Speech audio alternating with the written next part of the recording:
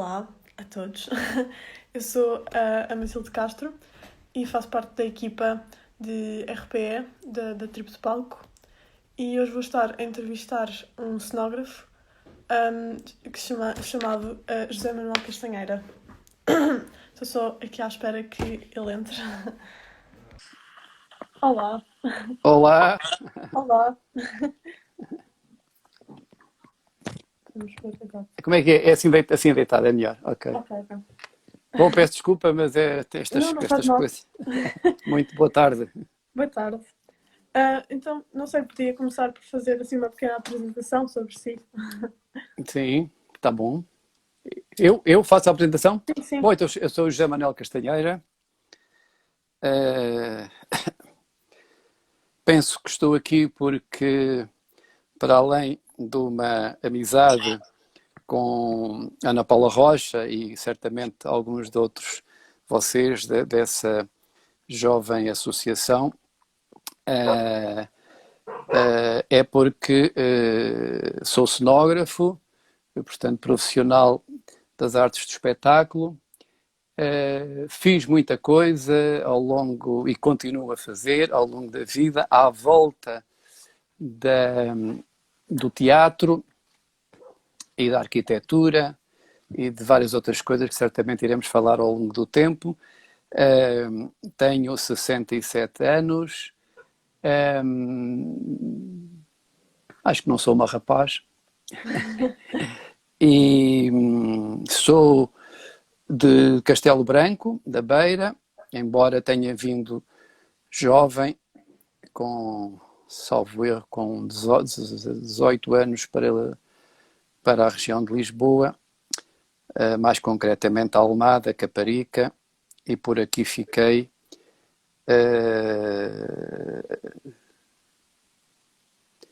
independentemente de ter viajado por outros lugares e vivido temporariamente em outros lugares, que também poderemos falar daqui mais para a frente. E pronto, acho que já chega. Ok. Então vou começar por perguntar, por conhecer um bocadinho do seu percurso profissional e queria começar por perguntar-lhe como e quando é que decidiu que queria seguir o mundo das artes e se teve apoio dos seus familiares e dos seus amigos. Olha, bom, esta pergunta é evidentemente uma pergunta que é habitual fazer nas entrevistas e como é que começou, como é que surgiu essa ideia, até porque quando se trata do universo de gente mais jovem que está a seguir-nos, a ouvir, é sempre uma informação que por vezes pode ser útil para tirar conclusões nos jovens que têm sempre esta dificuldade cada vez maior de perceber ou decidir o que é que eu quero fazer na vida. E eu somo a isto a minha experiência de professor, portanto há pouco eu não disse, eu formei-me em arquitetura e sou professor na Faculdade de Arquitetura há 37 anos, portanto tenho uma experiência bastante grande no ensino, a lidar com jovens. Isto para além depois de ter feito percurso internacional em várias universidades e escolas onde dei cursos e outro tipo de formação. E, portanto, o meu caso não é um caso, digamos, normal, porque eu não fiz um curso e depois, como é normal, fazer um curso ou dois cursos, às vezes agora já se fazem mais, e depois sair para o mercado de trabalho e arranjar um emprego. O meu caso foi bastante complexo e também, evidentemente, é numa época em que as coisas eram completamente diferentes do que são hoje, não é? Eu, quando era jovem, adolescente, sempre tive um pouco a ideia de querer ser arquiteto, mas também nunca até hoje consegui perceber de onde é que me veio essa ideia. Bom, com a idade a gente vai pensando e as memórias, as recordações vão surgindo e nós vamos tentando tirar algumas conclusões acerca de coisas que se passaram na nossa vida. E há uma coisa muito importante, é que nós, por vezes, não damos muita importância a pequenos pormenores que passam na nossa vida quando somos crianças ou adolescentes. Uh, se calhar, por vezes, muito mais tarde é que nos damos conta de quão importantes foram coisas que acontecem na nossa vida e às quais, na altura, não damos nenhuma importância, ou quase nenhuma importância. E de facto eu na minha infância lidava com muitas coisas nas minhas brincadeiras, nos meus passatempos que tinham a ver com a arquitetura, só que eu não sabia, né? Como por exemplo, para dar uma ideia, uma grande parte da minha infância e princípio da adolescência era passado na casa de uns avós que tinham uma pequena quinta, um quintal maior, digamos. E eu sempre, desde miúdo, não sei porquê, tinha a tendência para construir com pequenas madeiras e lonas, construía pequenas tendas, habitáculos, chamemos-lhe casas efêmeras, sempre que possível empoleirados nas árvores. Bom, isto é uma brincadeira de miúdo, à qual ninguém ligava muita importância, mas de facto ela tinha algum significado. Bom, e portanto eu acabei por estudar arquitetura. Entretanto tive um problema que acontecia naquela altura, nos anos, enfim, antes do 25 de Abril, como se sabe, que é o facto de ter sido mobilizado para o serviço militar e ter que ir para a guerra, para a África. Tive que interromper, depois concluí o curso, mas entretanto na escola e no liceu eu sempre sempre estive muito perto das festas, da animação popular. A minha mãe era professora primária numa aldeia perto de Castelo Branco e na minha casa, na minha rua e na minha quinta, que era da casa, organizavam-se algumas das principais festas da aldeia e eu participava naquilo desde miúdo. E portanto isso com certeza fez formação indireta também. E portanto depois fui para o liceu e no liceu tudo o que era espetáculos, organizações de festas ou récitas ou o que é que fosse, lá estava eu sempre na primeira fila, mergulhado nessas coisas. E portanto quando fui estudar arquitetura eu já comecei a fazer teatro, porque quando vim viver para Almada, para Caparica, a minha namorada, que entretanto que depois seria a minha mulher, e é a minha mulher, fazia teatro num grupo de muito perto da Caparica, na Trafaria. Eu comecei a acompanhá-la e a partir de certa altura eu comecei a fazer cenografia pela mão dela, nesse grupo de teatro. E assim a coisa começou e nunca mais parou. Exato. Portanto, está a ver, isto é uma série. E depois continuei, depois voltei da África, acabei o curso, continuei sempre a fazer teatro, as coisas foram seguindo de uma forma sempre paralela. A faculdade fui convidado para professor. E portanto a pedagogia foi sempre lado a lado com a prática do teatro, da cenografia, e pronto, e o princípio foi assim de uma forma muito esquemática. É professor na universidade, não é? Como? Se é professor na universidade. Sim. Dá aulas de quê? Eu dou aulas bom, ao longo de tantos anos variou, mas até porque a faculdade que no meu tempo era a Escola Superior de Belas Artes de Lisboa, que depois passou para integrar a Universidade Técnica de Lisboa e atualmente a Universidade de Lisboa, portanto, neste momento designada Faculdade de Arquitetura de Lisboa, da Universidade de Lisboa. Eu dou projeto de arquitetura, agora mais concreto projeto de interiores e de reabilitação, e também dou uma cadeira por motivos óbvios, que é a arquitetura efêmera.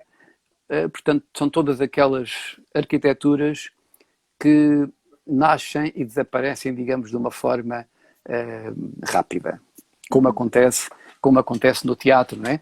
Que construímos um espetáculo e depois de repente desaparece tudo. É terrível, é terrível. E o que é que gosta mais em dar aulas? O que eu gosto mais nas aulas é o contacto com os jovens. E é a tentativa de transmitir uma série de coisas que têm a ver com a vida, digamos, com a vida dos homens. Porque a arquitetura é, digamos, tentando interpretar de uma forma muito rápida e simplista para toda a gente perceber, é a invenção de espaços. A invenção de espaços para a vida. De múltiplas formas, não é? Seja para a habitação, seja para qualquer outro fim. E para ser capaz, para um criador ser capaz de inventar espaços para a vida, a primeira coisa, e isso acontece na Terra, no nosso espaço onde se realiza a nossa vida, não é?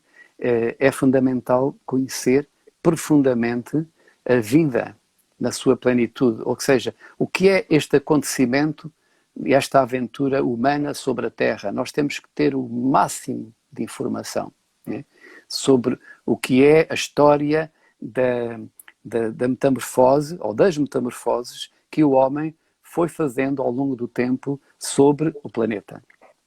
E, portanto, é de uma grande responsabilidade, sempre que nós introduzimos qualquer alteração na geografia do planeta. Portanto, isso é uma das coisas que mais me atrai no ensino, é essa, digamos, essa dimensão humanista que, a meu ver, é cada vez mais urgente fazer aos jovens, não é? Em contraponto com essa maquinação, não é? Maquinação é de propósito, tem a ver com máquina, não é?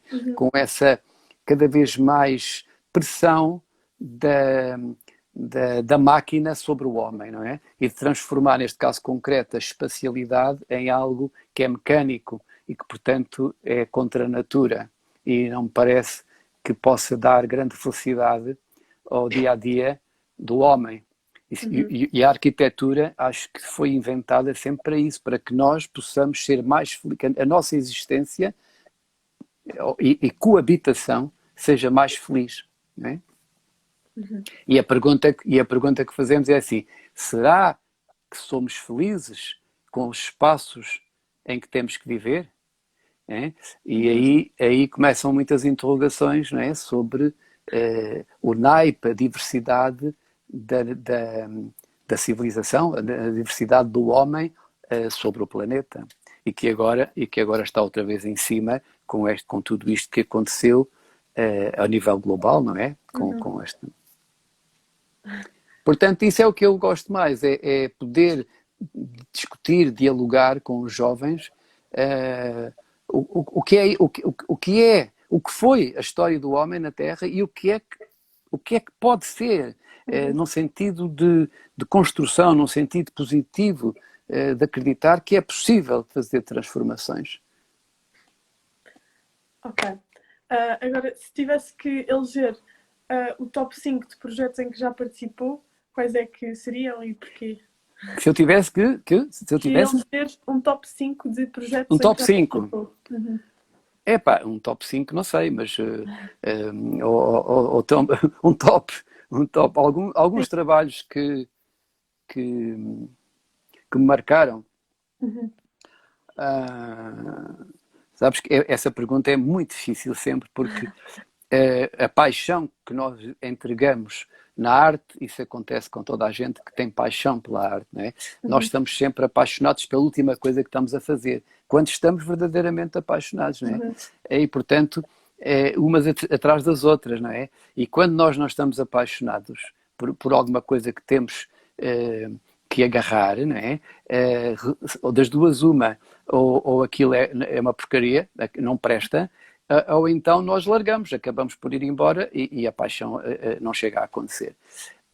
Mas pronto, isto é um pouco figura de retórica, porque é evidente que há coisas que nos marcam mais. Uhum. É evidente, por exemplo, quando o Centro Pompidou em Paris organizou uma retrospectiva da minha obra, foi um marco que me deixou extraordinariamente feliz e que foi muito importante para a minha vida na sua plenitude, profissional também, em termos também de projeção internacional.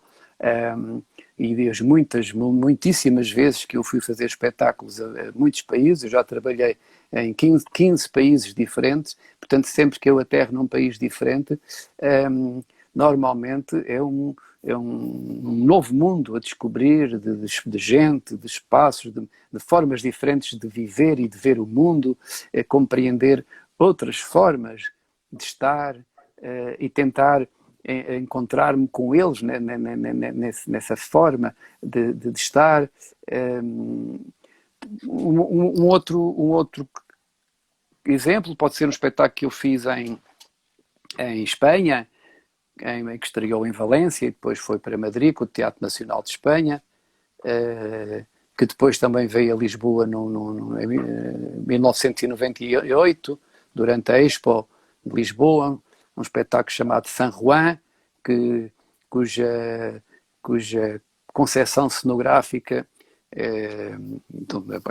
uma cenografia para um espetáculo de teatro de um autor espanhol, Max Alb, e que de facto, por uma série de conjunturas que agora não vai haver tempo para explicar, era de facto foi um momento muito importante, porque tive a possibilidade e o incentivo de ter grandes meios à minha disposição e, portanto, construir uma espécie de grande máquina cenográfica que ocupava um teatro inteiro praticamente, cheio de mecanismos e que resultou, de facto, foi um grande êxito.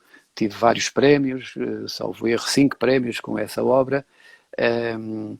Ou então uma outra que aconteceu mais ou menos nessa altura, 2 ou 3 anos depois, que eu fiz para o Ballet Nacional de Espanha, a partir da Carmen, portanto, em dança, e que foi a primeira vez que eu fiz um espetáculo integralmente em vídeo, com desenho ao vivo, com projeção de desenho ao vivo, e que foi digamos, naquela altura, foi em 1999, creio eu, foi bastante inovador e causou bastante sensação. Depois esse espetáculo fez uma digressão mundial, foi inclusivamente ao Japão, ao Canadá e mais não sei o quê, portanto, e foi um momento muito efervescente. É outro exemplo. Mas numa outra escala, ou por exemplo, quando eu fui convidado para júri da Sorbonne, que é uma instituição universitária, enfim, de grande prestígio, a Sorbonne de Paris, foi um momento muito importante na minha carreira, né? Aí mais na vertente pedagógica, mas digamos, num outro patamar, um acontecimento que eu gosto muito de recordar quando quero recordar coisas muito boas que me aconteceram na vida, é, por exemplo, quando eu uma vez dei um pequeno curso no Rio de Janeiro e tinha 3 alunos jovens de uma favela dos arredores do Rio de Janeiro, e eu desenvolvi nesse curso um exercício a partir de um livro extraordinário que toda a gente deveria ler, que se chama O Barão Trepador, de Italo Calvino, que é um dos livros que eu mais adoro ler e reler, e que, assim, de uma forma muito rápida, conta a história metafórica, simbólica, de um jovem que está, um jovem rebelde, que está brutalmente indignado e chateado com a forma como os pais lhe dão a educação, não é? E ele um dia zanga-se mesmo definitivamente e sobe para uma árvore e jura nunca mais sair da árvore. E então é uma ficção que vai acontecer de um jovem que cumpre essa promessa até ao fim da vida. Ele nunca mais sai das árvores e fazer uma vida inteira nas árvores, não é? E isso é uma história lindíssima, porque nos permite, claro que é uma ficção, não é? mas porque ele depois morre, salvo erro, com 90 anos e nunca mais pisa terra, não é? Mas ele casa, ele vai ao mar, ele vai a todo lado, não é? Sempre passando de árvore em árvore. É uma história absolutamente fantástica. E portanto, eu dei esse exercício com caráter cenográfico, viver, fazer uma vida em cima das árvores, o que nos dá uma outra perspectiva do mundo, não é? Que é aquela coisa que é o distanciamento, não é? Que é uma coisa que normalmente as pessoas têm dificuldade em fazer. Que quando estão no meio de uma grande confusão, nós temos dificuldade em sair da confusão, em sentido figurado, e olhar assim, mas o que é que eu estou aqui a fazer no meio disto, desta salgalhada toda? Uma espécie de repente sermos uma espécie de pássaro que olha cá para baixo, mas o que é isto? Parar para pensar, que aconteceu a todos nós agora, quando tivemos de repente que ficar fechados em casa, não é? E então este curso acabou, eu vim-me embora e passado uns dias, eu já não me recordo, isto já foi há uns 10, sim, uns 8, 10 anos talvez, eu recebi um e-mail de um jovem, de um desses jovens, que me dizia assim: professor, o professor e esse tal Calvino, que é o Italo Calvino, mudaram a minha vida. Porque eu vivo rodeado de árvores, portanto uma favela volta às árvores, vivo rodeado das árvores toda a vida e nunca tinha imaginado como podia ser diferente o mundo e a vida olhando lá de cima de uma árvore cá para baixo. Bom, isto é uma história muito bonita, né? É uma história muito bonita. E como essa, muitas outras que eu podia aqui contar, experiências que são verdadeiramente gratificantes quando encontramos eco nas palavras e nas coisas que nós dizemos ou pedimos para fazer na escola, não é? Isso é muito, muito importante quando encontramos jovens que foram nossos alunos e que nós sentimos que de algum modo, né, alguma coisa serviu nós termos passado pela vida deles, né? E isso é uma grande felicidade. E tem desenvolvido projetos noutras áreas sem ser a cenografia? Sim. Isso é uma das minhas características, é fazer muita coisa diversa. O que dá até aos críticos uma grande dificuldade, porque a crítica, as pessoas que teorizam sobre os outros, sobre a arte, há uma certa tendência em catalogar, assim, este é estilo tal, este faz aquilo. Bom, no meu caso eu acho que é muito complicado, porque eu faço tanta coisa diferente, mas, portanto, para além da cenografia de teatro, eu fiz cenografia para cinema, não fiz muito, mas fiz, e para televisão. Aliás, eu fui até diretor de imagem num canal de televisão durante um tempo, há cerca de 20 anos atrás.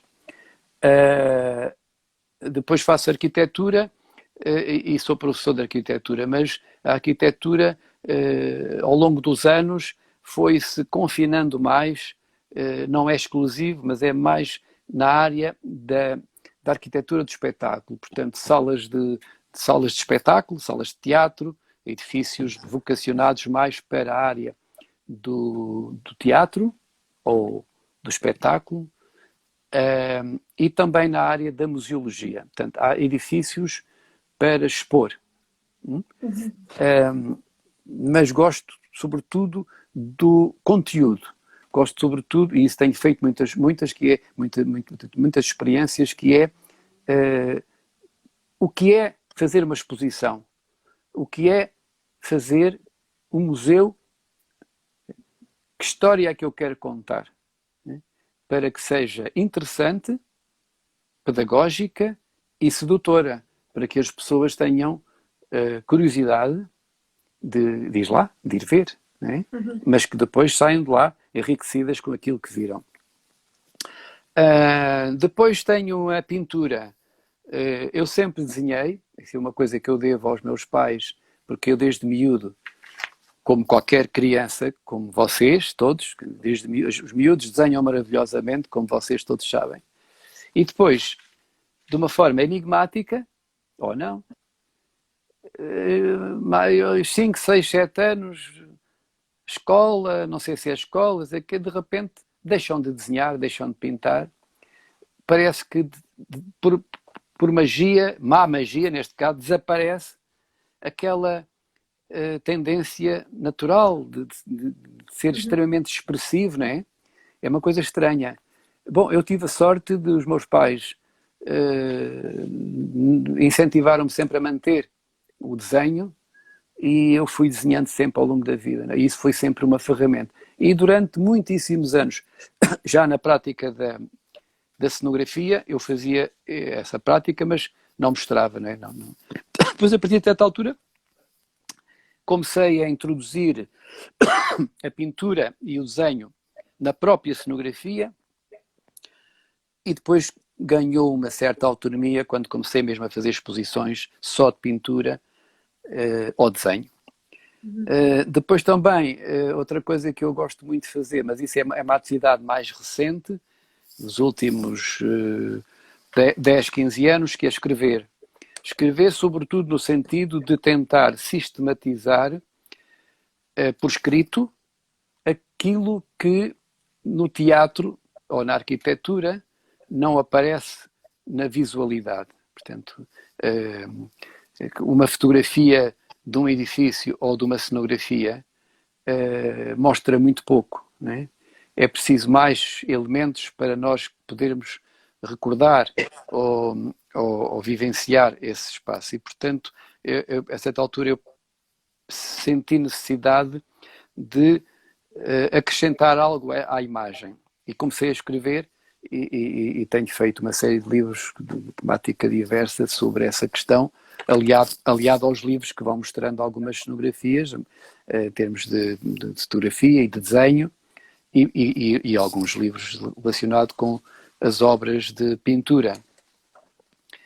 E depois é o campo da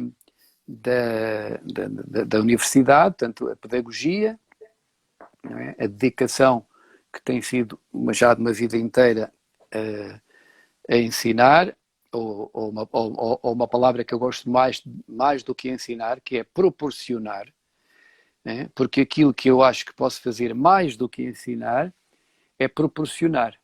E, portanto, quem estiver aberto a receber aquilo que eu posso proporcionar, isso é muito bom, porque é mais importante eu poder proporcionar aquilo que foi a minha experiência, aquilo que foram as minhas aventuras no campo da criação. E depois ligada à pedagogia está a investigação, não é? Porque eu desenvolvo um trabalho de investigação, sobretudo na área do lugar do espetáculo. Porque a pergunta eu se calhar estou a falar demais. Não. Não? Isto é lá do professor, começa a falar, nunca mais se cala. Mas a investigação que é no campo do lugar do espetáculo. O que é um teatro? Ou, se quiseres uma pergunta melhor, o que deveria ser um teatro? Ou como deveria ser um teatro? Não é? Porque o teatro, e isto aqui é a conjugação da cenografia com a arquitetura, não é? Que é uma coisa que me interessa muitíssimo e cada vez mais. Não é? Porque o teatro é uma relação entre um ator e um espectador. É um fluxo que se estabelece entre um ator e um espectador. Não é? E isso gera um espaço. Tem que gerar um espaço onde esse fluxo aconteça, né? Esse fenómeno aconteça. E, portanto, a partir daí, crescendo o número de espectadores e, eventualmente, o número de atores, em função daquilo que nós queremos representar e em função daquilo que nós queremos suscitar com emoções ao espectador, não é? O espaço, em princípio, deveria corresponder a essa minha intenção, né? E eu duvido que os teatros, na generalidade, correspondam a essa intenção. E, portanto, esse é o lado da investigação, que é o que é um teatro, né? O que é que deveria, ou como é que deveriam ser os lugares onde representamos os nossos espetáculos. É isso. E depois outras coisas mais, digamos, o essencial da árvore, da atividade, é isto que eu te disse, aliado depois às coisas que são fundamentais, que é viajar. Muito importante. Informação, outra coisa que é fundamental nas aulas, que é, hoje, no meu tempo, nós tínhamos meia dúzia de livros, era muito difícil chegar a qualquer, era dificílimo, tínhamos que ir para as bibliotecas, e tínhamos imensa dificuldade. Hoje é o contrário, há excesso de informação. Então o problema hoje não é procurar, o problema hoje é limpar. É como é que eu consigo filtrar a informação, quais são os critérios, né? Como é que... E agora, mais que nunca, com esta história agora dos fake news, né? Quer dizer, já estamos mergulhados numa selva, não é uma selva, são labirintos, né?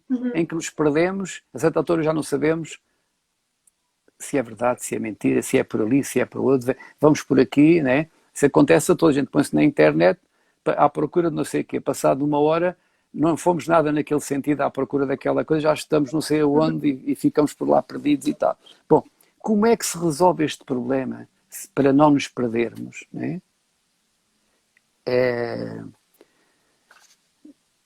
É um tema muito interessante e bastante atual, não é? Que nos leva a refletir e a tentar perceber várias coisas. É preciso parar. Seguramente que me ias querer perguntar qualquer coisa sobre o confinamento, que agora já me fizeram várias entrevistas. E agora o que é que você faz aí fechado em casa e tal? Exato. O que é que a gente... De que maneira é que afetou o seu trabalho e o que é que está a fazer em casa? O que é que nós fazemos fechados em casa? É incrível, não é? Quer dizer, quando a nossa atividade essencial no teatro é partilhar com os outros, é uma relação... Bom, isto é terrível, não é? Claro que já surgiram para aí uma série de ideias de fazer teatro online, e não sei o quê e tal. Pá, tudo isso é antiteatral. É completamente antiteatral. Agora, mas está bem, pronto, durante um X tempo não temos outra alternativa, pois vamos, como estamos agora aqui. Claro que isto era muito mais interessante numa sala, né? E estarmos a conversar. Não é possível, é do mal o menos, né? Só que isto não se pode transformar numa regra. Não posso transformar numa regra, né? Portanto, aquilo que eu fiz, sobretudo, foi... Uma das coisas foi aproveitar para fazer coisas que eu andava a precisar de tempo e de repente tive tempo. Escrever. Há aí 2 ou 3 coisas que eu estava para terminar e aproveitei para fazer. Para escrever. Né? Para escrever. Escrever / pensar, né? Aquela coisa figurada que é, e agora? Não saio de casa, a única hipótese que eu tenho é abrir a janela e olhar lá para fora. E esse olhar lá para fora, com caráter simbólico, tal como o rapaz fez na árvore, ia lá para cima e olhava cá para baixo. E isso muda completamente a perspectiva que eu tenho sobre o mundo, sobre a minha rua, sobre a minha cidade, sobre o meu país e sobre o globo. Seguramente é o mesmo raciocínio, mas a uma escala imensamente superior, que um senhor chamado Armstrong, né? Esquece-me agora do primeiro nome, o Armstrong, que foi o primeiro homem a pisar a Lua. E, portanto, que o ano passado estreou um filme fantástico sobre a vida dele. O que é que este homem terá pensado quando se viu lá longe, né, a olhar para uma bolinha assim deste tamanho, chamada Terra? Que é um exercício muito interessante, né? Que é seguramente muito diferente esse pensamento daquele que nós temos agora aqui ali a passear na rua ou ali no café a beber uma cerveja. Né? E estes momentos em que somos obrigados a isso podem ser ricos nessa viagem interior que por vezes não temos tempo de fazer, né?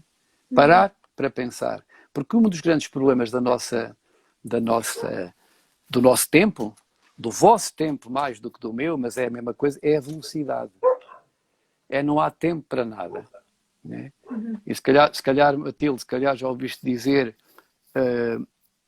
muita gente mais velha diz, no meu tempo a gente tinha tempo para tudo, agora não há tempo para nada. Bom, eu penso que uma das razões é exatamente essa. É que hoje tem que ser tudo a correr. Né? Tem que ser tudo para amanhã. Não há tempo, quer dizer, tempo versus economia. O mundo para se isto não for rápido, senão a economia destrói, senão não. Pá, e isto é uma... Outro dia saiu um artigo fantástico de uma escritora que eu gosto muito, recentemente premiada com o Prémio Nobel, uma polaca chamada Olga Tokarczuk, que eu recomendo vivamente que leiam, em que ela coloca exatamente a propósito desta pandemia, exatamente, ela chama a atenção para isso, quer dizer, epá, aproveitem isto para parar e pensar para onde é que nos leva esta velocidade vertiginosa, não é? E pronto, agora é claro que tenho que dizer e confessar que estou desejoso que as portas se abram para podermos finalmente voltar a ser comunidade e fazer os nossos espetáculos e poder ter o nosso público a visitar as coisas que nós fazemos e a desfrutar e podermos viajar e podermos ir ao café ou à livraria ou essas coisas todas que nos dá prazer e que fazem parte como é que se diz, insubstituível do nosso dia a dia, não é? É isso, portanto,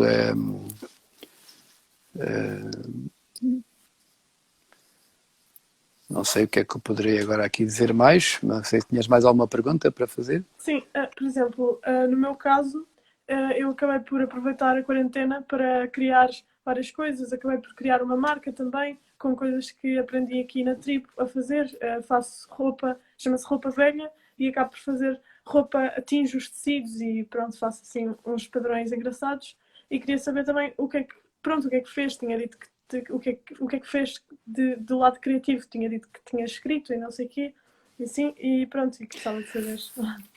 Pois, olha, escrevi umas histórias, fiz um pequeno filme, com a minha mulher, que é atriz, escrevi um conto, com o qual concorria a um prémio literário sobre este tema do confinamento, né? O que é que eu fiz mais? Cozinhei, que é uma coisa que eu não sabia fazer, aproveitei para fazer, não tenho nada do outro mundo, mas fiz umas coisitas e tal. Comecei a inventar aí, li algumas coisas que também estavam paradas à espera de tempo para ler, não é? Porque a gente vai comprando uns livros, vai trazendo umas coisas e depois alguns ficam assim ali e a gente olha para eles à noite e ainda não é hoje e tal. E aproveitei para pôr algumas coisas em ordem. Fiz uma coisa que eu acho que toda a gente fez, ou quase toda a gente fez, que foi arrumações. Não é? Quase toda a gente andou a limpar. Este vírus permitiu a limpeza de muitas despensas. Porque mesmo assim não cheguei nem a metade do que devia ter chegado, mas pronto, há sítios onde já não se passava e agora já se passa. de arrumação, aquelas coisas que vão ficando por ali, mais livro, mais dossiê, mais papel, mais saco, mais não sei o quê. E esse tempo também permitiu isso. O que é que foi mais? Não sei, acho que foi isso. Depois, claro, porque eu dou aulas e a partir de logo muito cedo começaram as aulas online, né? E as aulas online são um bocado estranhas, mas ao mesmo tempo tinha algumas particularidades curiosas, não é? Porque e que me deram até muito material, vamos ver se ele vai ser útil, para agora quando for a reentrada na universidade, ir reclamar uma série de coisas, que é o seguinte: nós vivemos numa era da digital, da maquinaria, para tudo e mais alguma coisa. E as nossas escolas, na generalidade, não estão equipadas com a fluidez, né, com que, por exemplo, foi possível. Eu estava a dar aqui aulas, e estou, que ainda continuamos, vamos ficar até setembro, vai ser assim. com exames e tudo, vai ser online. Então, repare, eu estou no meu computador a dar uma aula e, de repente, falo, por exemplo, como há pouco falei, daquela experiência no Rio de Janeiro. E, de repente, digo assim, espera aí, eu vou-vos mostrar. E vou à pasta, olha aqui, e começo a mostrar fotografias, estás a ver? E, de repente, estou a falar do filme, não sei o quê. Espera aí, e ponho ali um DVD ao lado e, pumba, estou a mostrar. E isto é verdadeiramente a contemporaneidade das ferramentas, não é? Das ferramentas do digital. E isto devia ser possível fazer em todas as escolas. Ou seja, aquilo que todos, ou praticamente todos os jovens hoje já têm, que é o seu telemóvel, com acesso à internet, com pequenos filmes, com milhentas de fotografias, com acesso à informação, não sei o quê. Portanto, essa ferramenta devia ser usada nas salas de aula, para ser partilhado por toda a gente, começando pelo professor. E nós temos muita dificuldade. Por exemplo, se uma pessoa quer passar um filme, passar hoje um filme, ou um documentário, ou um excerto de um filme, não é pôr o iPhone ali à frente e olha para aqui, ou então pôr um projetor manhoso a projetar na parede, em que o som é o som do telemóvel. Isso é pior do que qualquer pessoa tem em casa. Portanto, as salas de aula têm que estar equipadas, pelo menos, com o mesmo grau de tecnologia que qualquer pessoa tem em casa, no mínimo. Devia ser até superior, não é? E, portanto, isto para te dizer que as aulas que eu dei aqui, de caráter mais teórico, mais de conversa, portanto, ou seja, menos as práticas de projeto, foram muito, muito interessantes, porque permitiu rapidamente o acesso a toda essa informação minha. No ponto de vista prático, é preciso desenhar, é preciso ver os desenhos dos estudantes e é preciso desenhar sobre eles e eles desenharem sobre o meu. Portanto, essa parte é mais complicada. Também é possível, mas é um bocadinho mais complicado, digamos, e depois quando se entra nas maquetes, então a coisa complica-se ainda mais, não é? Essa parte é precisamente por isso que as licenciaturas na Faculdade de Arquitetura de Lisboa, que têm esse lado laboratorial mais evidente, como é o caso da moda ou do design, eles já estão a ter aulas presenciais e os exames serão, porque não é possível fazer online. Pois. Exato. É isso. Agora vou falar um bocadinho sobre a Tribo. A Tribo Portugal, que basicamente é uma equipa que agrega jovens que gostam de criar e estão ligados de alguma maneira ao mundo das artes, não é? E quais é que acha que seriam os caminhos mais adequados para cada um de nós que gosta das artes e queria seguir artes, ser artistas hoje em dia, e como é que podemos dar a conhecer ao público a nossa arte?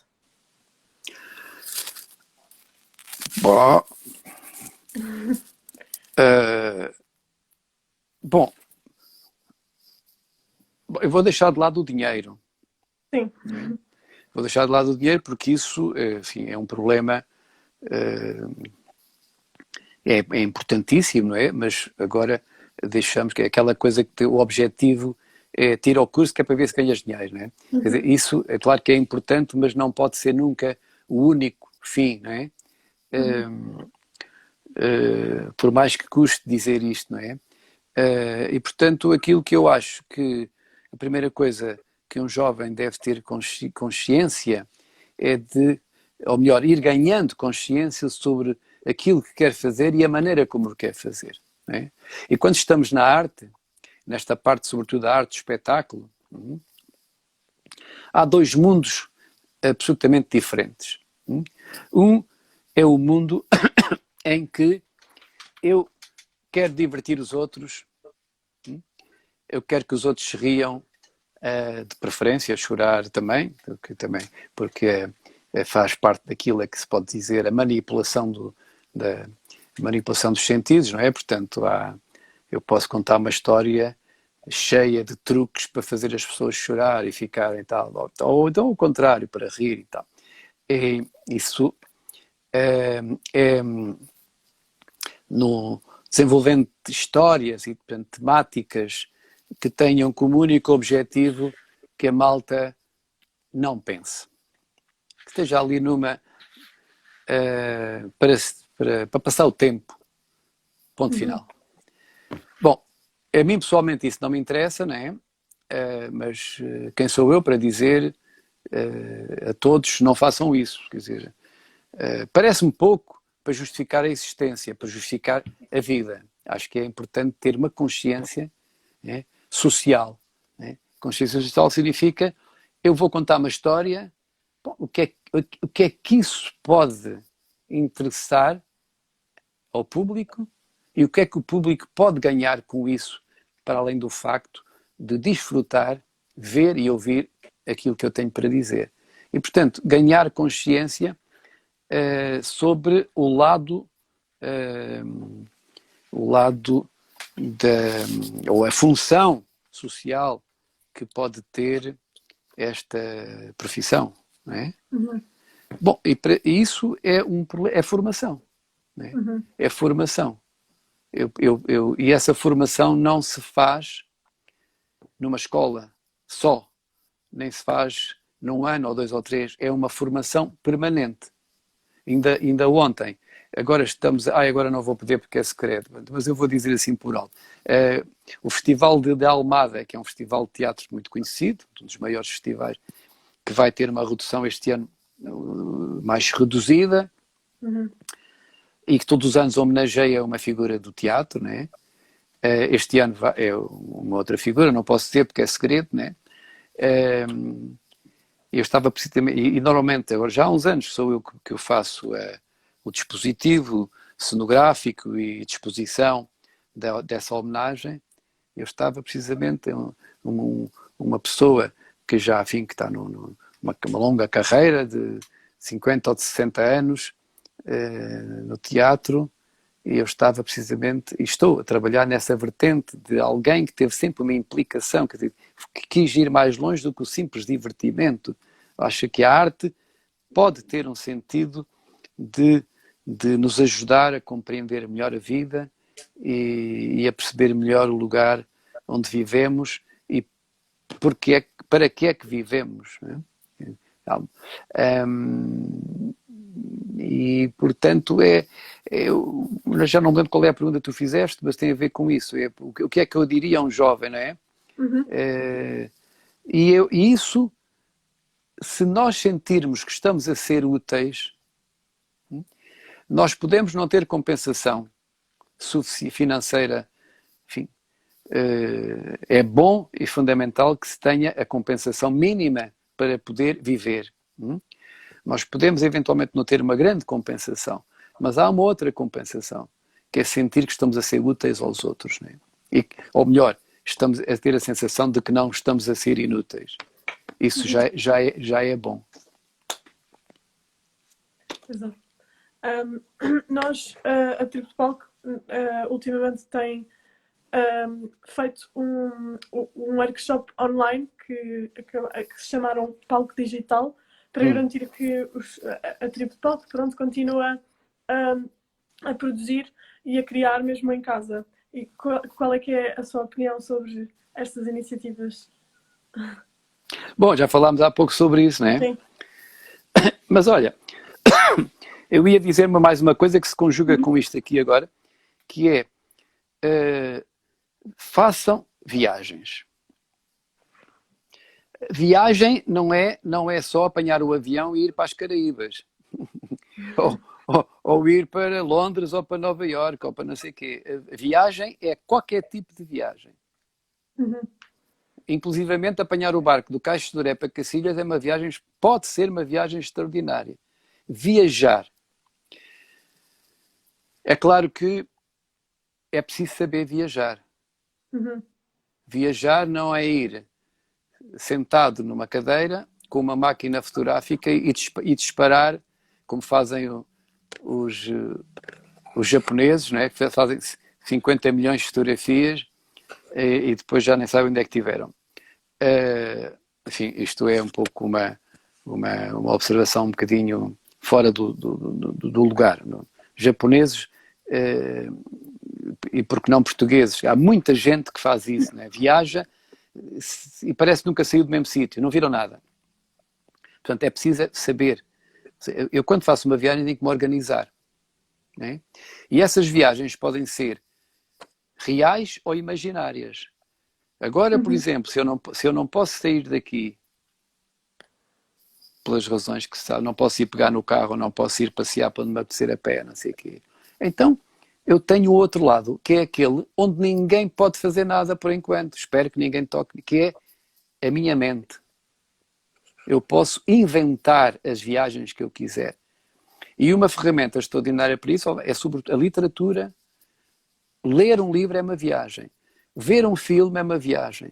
E por aí fora. E tudo isto é um grande enriquecimento para a prática teatral. Não é?